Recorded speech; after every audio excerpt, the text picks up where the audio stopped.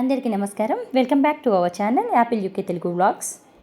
ఈరోజు తెలంగాణ స్పెషల్ అల్లం ఆవకాయ రెసిపీ చూపించబోతున్నానండి. నిజానికి ఆవకాయ పచ్చళ్ళు ఒక్కొక్క స్టేట్లో ఒక్కొక్క రకంగా చేస్తుంటారు. మన తెలుగు రాష్ట్రాలే కాకుండా మిగిలిన అన్ని రాష్ట్రాల్లో కూడా ఆవకాయ ఉంది. కాకపోతే చేసే విధానంలో చాలా మార్పులు అయితే ఉంటాయి. అయితే ఇప్పుడు నేను చెప్పబోయేది తెలంగాణ స్టైల్ అల్లం ఆవకాయ అండి. అల్లం వెల్లుల్లి ఫ్లేవర్తో గుమగుమలాడుతూ చాలా అంటే చాలా ఫ్లేవర్ఫుల్గా ఉంటుంది. అయితే ఇప్పుడు నేను చెప్పబోయే కొలతలు టిప్స్ అన్నీ కూడా కరెక్ట్గా ఫాలో అయితే పచ్చడి అనేది సంవత్సరం పైనే నిల్వ ఉంటుంది. ముక్క కూడా గట్టిగా ఉంటుందండి. సో మరి లేట్ చేయకుండా ఈ వీడియోలోకి వెళ్ళిపోదామా. ముందుగా ఒక లోతైన కళాయిని కానీ లేదంటే ఒక గిన్నెని కానీ తీసుకోవాలి. దాంట్లోకి 1 కేజీ వరకు పల్లి నూనెని తీసుకున్నానండి. నేను ఆవకాయ పచ్చళ్ళకి ఎప్పుడు కూడా నువ్వుల నూనె కానీ వేరుశనగ నూనె కానీ ఈ రెండు కానీ బాగుంటాయండి. మిగతా ఏ రిఫైన్డ్ ఆయిల్ కూడా ఇలాంటి నిల్వ పచ్చళ్ళకి పనికిరాదు. నూనె వేడెక్కిన తర్వాత ఇందులో 2 టేబుల్ స్పూన్ల ఆవాలు, తర్వాత కొంచెం మెంతులు, తర్వాత జీలకర్ర అనేది వేసానండి. ఆ తర్వాత ఒక 5-6 ఎండుమిర్చి వేసానండి. ఇందులోకి మెత్తగా గ్రైండ్ చేసి పెట్టుకున్న అల్లం వెల్లుల్లి ముద్దను కూడా వేసి ఈ అల్లం వెల్లుల్లి ముద్ద గోల్డెన్ బ్రౌన్ కలర్ వచ్చేంత వరకు వేయించండి. ఒక 15 నిమిషాల వరకు టైం పడుతుందండి. చూడండి, అల్లం వెల్లుల్లి ముద్ద వేయగానే నూనె ఇలా పొంగుతుందన్నమాట. సో అందుకని లోతైన కళాయిని తీసుకోవాలన్నమాట. వెడల్పు కళాయి తీసుకున్నారంటే ఆయిల్ పైకి పొంగిపోతుంది. సో అందుకని నేను లోతైన గిన్నెని తీసుకున్నానండి. ఈ అల్లం వెల్లుల్లి ముద్ద అడుగంటకుండా మనం ఇలా కలుపుతూ ఉండాలండి. ఇలా వేయించడానికి మనకి 15 నిమిషాల నుంచి 30 నిమిషాల వరకు టైం పడుతుందండి. మనం దీన్ని ఇలా వేయించేటప్పుడు కొంచెం సన్నని సెగ మీద పెట్టుకోవాలి, లేదంటే కొంచెం మాడిపోతుంది అడుగు. చూసారు కదండి, ఈ అల్లం వెల్లుల్లి పేస్ట్ ఇలా గోల్డెన్ కలర్ వచ్చే వరకు మనం వేయించుకోవాలండి. గోల్డెన్ కలర్ వచ్చిన తర్వాత స్టవ్ని ఆఫ్ చేసి మనం మొత్తం చల్లారనివ్వాలండి. ఇప్పుడు మామిడికాయ ముక్కల్ని తీసుకున్నానండి.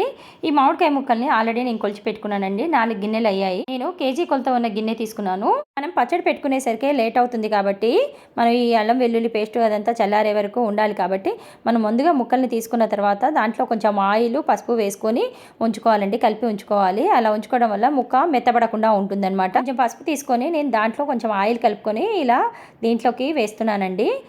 నేను ఫస్ట్ ఈ ముక్కల్లోకి ఆయిల్ కూడా యాడ్ చేశాను. ఇలా యాడ్ చేసుకున్న తర్వాత ఈ పసుపు నూనెను కలిపి నేను మొత్తం ముక్కలకి పట్టించేసానండి. ఇలా ముక్కలకి ఈ పసుపు అండ్ ఆయిల్ రెండు కలిసేటట్టు బాగా కలుపుకోవాలండి. ఇలా కలుపుకున్న తర్వాత మనం ఈ ముక్కలన్నిటిని కొంచెం పక్కకు పెట్టుకోవాలి. ముక్కల్ని తీసుకున్న తర్వాత దాంట్లోకి యాడ్ చేయడానికి 1 కప్పు కారం తీసుకున్నానండి. కారం తీసుకున్నాం కదా, దానికంటే ఉప్పుని కొంచెం తక్కువగా తీసుకోవాలి. ఆ తర్వాత జీలకర్ర పౌడర్ని తీసుకున్నాను 1 కప్పు.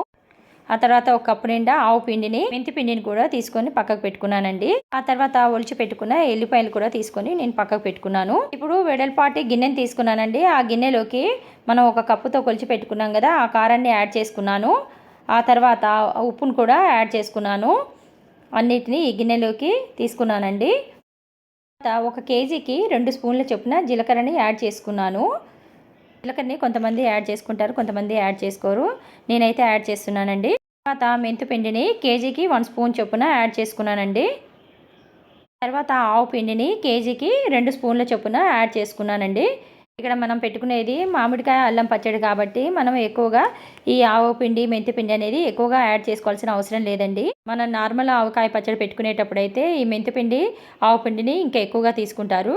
కానీ ఇప్పుడు మనం అల్లం వెల్లుల్లి ఫ్లేవర్తో పెట్టుకుంటున్నాం కాబట్టి ఎక్కువగా తీసుకోవాల్సిన అవసరం లేదు. తర్వాత ఎల్లిపాయలు ఉన్నాయి కదా, అవి కూడా ఇంట్లో యాడ్ చేసుకోవాలండి. ఇలా ఎల్లిపాయలు కూడా యాడ్ చేసుకున్న తర్వాత ఈ పౌడర్స్ అన్నిటిని కూడా మొత్తం మిక్స్ చేసుకోవాలండి. ఇప్పుడు చూపిస్తున్నాను కదా, ఇలా మొత్తం ఏ ఉండలు లేకుండా కూడా మొత్తం అనేది కలుపుకోవాలి. కలిపి మనం ఈ పౌడర్ని పక్కకు పెట్టుకోవాలండి ఫస్ట్. తర్వాత మనము పసుపు, నూనె వేసి కలిపి పెట్టుకున్న మామిడికాయ ముక్కల్ని తీసుకొని ఆల్రెడీ చల్లార్చి పెట్టుకున్న అల్లం వెల్లుల్లి పేస్ట్ని దీంట్లోకి యాడ్ చేసుకోవాలి. ఆ తర్వాత దీన్ని కొంచెం కలుపుకోవాలండి. తర్వాత మనం ముందుగా సిద్ధం చేసుకున్న ఈ పౌడర్స్ అన్నిటిని కూడా ఈ మామిడికాయ ముక్కల్లోకి వేసుకోవాలండి.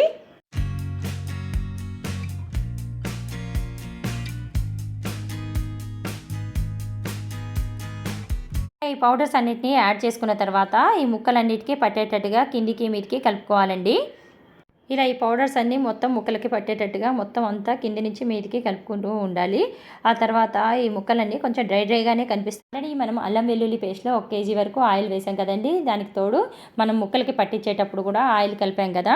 మనం కలిపేటప్పుడు మనకు కొంచెం ఆయిల్ తక్కువగా ఉంది అని అనిపిస్తే మనం కొంచెం పచ్చి ఆయిల్ని యాడ్ చేసుకోవచ్చండి. కానీ మనం ముక్కల్ని కలిపేటప్పుడే ఎక్కువగా ఆయిల్ని యాడ్ చేసుకోవాల్సిన లేదండి. ఎందుకంటే మనం జాడీలో పెట్టుకొని 3 రోజుల తర్వాత తీసినప్పుడు ఆయిల్ అంతా మనకి పైకి తేలుతుందండి. అందుకే మనం ముక్కల్ని కలుపుకునేటప్పుడు మనం ఎక్కువగా ఆయిల్ ఉండేటట్టు అయితే చూసుకోవాల్సిన అవసరం లేదండి. ఒకవేళ మనము మూడో రోజు తర్వాత తీసినప్పుడు ఆయిల్ అనేది పైకి తేలుతుంది కదా, ఆ ఆయిల్ మనకి సరిపోవట్లేదు అని అనిపిస్తే మనం అప్పుడు ఎక్కువగా ఆయిల్ అనేది యాడ్ చేసుకోవచ్చండి. ఇప్పుడు నేను మీకు చూపిస్తున్నాను కదా, నేను గిన్నెలోకి వేసేటప్పుడు ఎలా ఉంటుంది, తీసేటప్పుడు ఎలా ఉంది అనేది కూడా మీకు ఈ వీడియోలో చూపిస్తానండి. ఇప్పుడు ఇలా మొత్తం కిందికి మీదికి మొత్తం కలుపుకున్న తర్వాత ఇవంతా ఇలా తయారైపోయిందండి. ఈ అల్లం వెల్లుల్లి పచ్చడి చాలా అంటే చాలా టేస్ట్గా ఉంటుందండి.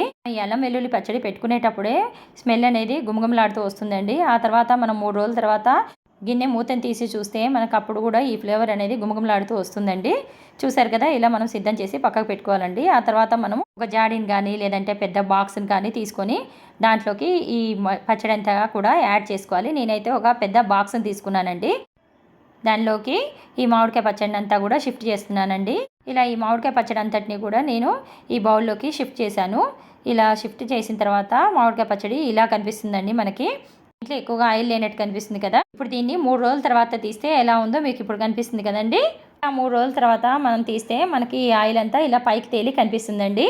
తర్వాత దీని అంతటిని కూడా ఒక పెద్ద బౌల్లోకి తీసుకొని మళ్ళీ దాన్ని మొత్తం కలుపుకోవాలండి. ఏదైనా సాల్ట్ కానీ ఏదైనా తక్కువగా ఉంటే మనం వేసుకోవాలి. ఎక్కువగా ఆయిల్ కావాలి అని అనుకునే వాళ్ళు ఆయిల్ కూడా ఇంకొంచెం ఎక్కువగా యాడ్ చేసుకోవచ్చు.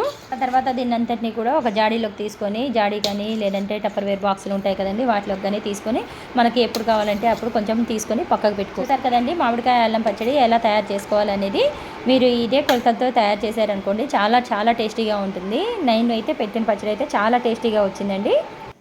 ఈ వీడియో కనుక మీకు నచ్చినట్టయితే లైక్ చేయండి, షేర్ చేయండి, సబ్స్క్రైబ్ చేసుకోండి. మరొక మంచి వీడియోతో మళ్ళీ కలుసుకుందాం. అంతవరకు సెలవు, నమస్కారం.